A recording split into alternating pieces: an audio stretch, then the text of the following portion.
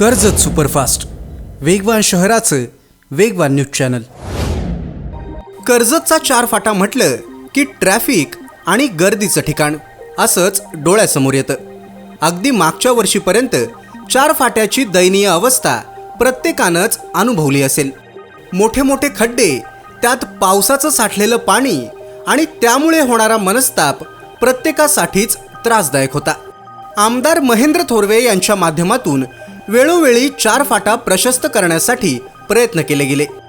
चार फाट्यावरच्या रस्त्याचं काँक्रिटीकरण करण्यात आलं आणि खड्ड्यांचा त्रास दूर झाला। अगदी पावसाळा आला तरी काही ठिकाणी मात्र खड्डे होते। पावसाचं पाणी त्यात साठून अनेकदा अपघात होण्याची शक्यता होती। त्यामुळे प्रशासनाला सूचना करत आमदार महेंद्र थोरवे यांनी हे खड्डे त्वरित भरण्यास सांगितले।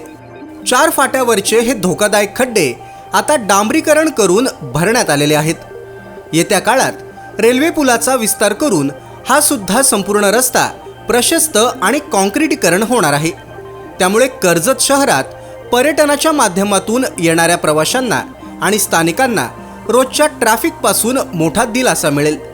आमदार महेंद्र थोरवे यांच्या माध्यमातून यासाठी प्रयत्न सुरू असून लवकरच या रस्त्याचं काम मार्गी लागेल, अशी प्रतिक्रिया संकेत भासे यांनी दिली। तालुक्यातल्या घडामोडींचे अपडेट सर्वात आधी मिळवा। कर्जत सुपरफास्ट चॅनलला सबस्क्राईब करायला विसरू नका।